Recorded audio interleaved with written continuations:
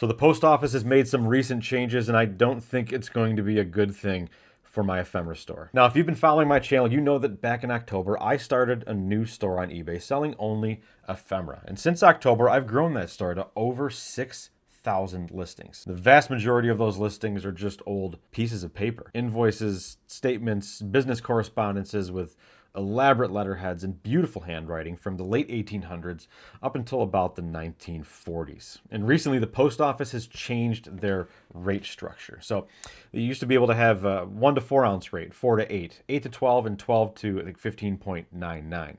And with this new change, if you go to the post office and you give them a 4 ounce package, it's going to cost you the same as what a 1 pound package would weigh. So anything under the 1 pound rate is no longer going to be separated into those 4 tiers of lower prices. It's all going to go at the 1 pound rate. Now, eBay released a statement saying that they would still be offering the same 4 weight tiers with no rate increases at this time. So every sheet of paper I sell goes into a poly bag that I seal, and that goes into a stay flat mailer. So that package is typically less than 4 ounces unless I have a cardboard backer or lots of sheets of paper in there. And I have to use Ground Advantage because the size is too big for me to take advantage of the eBay standard envelope option. Now, I just assumed I'd be in the clear because, well, eBay said there's going to be no changes to these rate tiers and they're still going to be offering these weights. However, on an order I had recently that's going just 2 hours north of me in a 4 ounce package, the shipping came out to be $6.94. And when I saw that number, I immediately went to eBay's shipping calculator here and I punched in my zip and typed in the other zip with the weight and the dimensions, and sure enough, it's $6.94. Then I typed in my zip with the same weight and dimensions to 90210, which we all know is California, the other side of the country. And guess what the price was for that? It was $5.97, almost $1 less to ship all the way across the country than to ship the next county over from me. So what happened to these no rate increases at this time? What is going on here? Well, the next day eBay released a statement, and that said, eBay labels USPS Ground Advantage shipment under 1 pound to rural zip codes.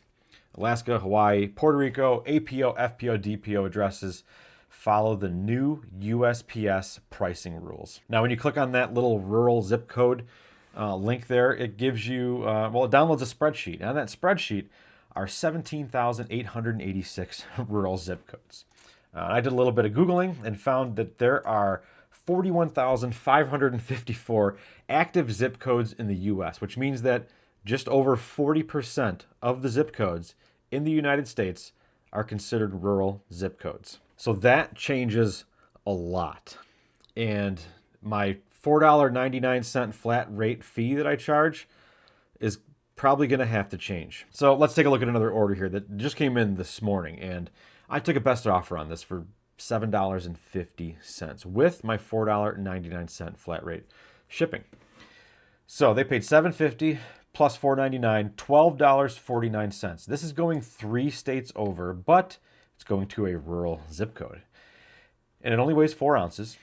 And the cost to ship this 3 states over, $7.69 for a single sheet of paper. Now, eBay's taking $2.09 in fees, and that leaves me with $2.71. Now, most of my items are priced at $15.99, which is a completely random price I just pulled out of thin air because in most cases, there's no way to tell what these pieces of paper are worth.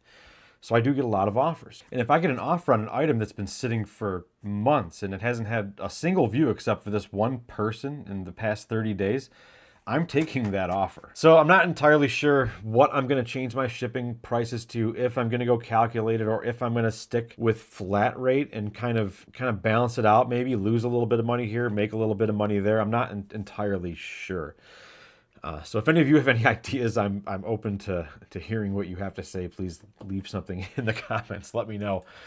What would you do in this situation? Or what are you going to do if you have a store like this? But anyway, let's end this video on more of a positive note and take a look at a couple items that sold last night. One of the retro Lasco window fans just sold. I picked up 2 of these at a garage sale not that long ago, and both of them came with their original boxes, which I thought was awesome. Both of them are also in amazing condition. These things could almost pass as open box items, aside from a little bit of dirt on the fan blade here and on the top, but they look incredible. And you can spin them all the way around so that you can have air coming in or going out. There's only one speed, but this thing does move some serious air. Now, if you've got an old school house that's, mid-century decor inside, how great would this thing look in your window? So kind of sad to see it go, but I did just sell this on a best offer for $135 plus shipping. Some 1990s slot cars here heading out the door.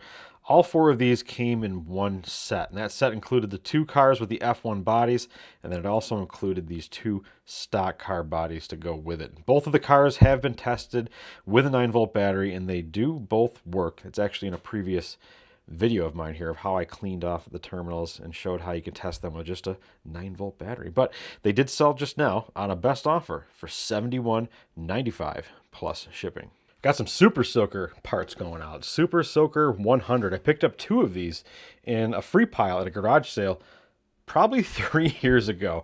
And the first 2 of these sold right away. And this one just sat forever. But it did finally just sell on a best offer for $14 plus shipping.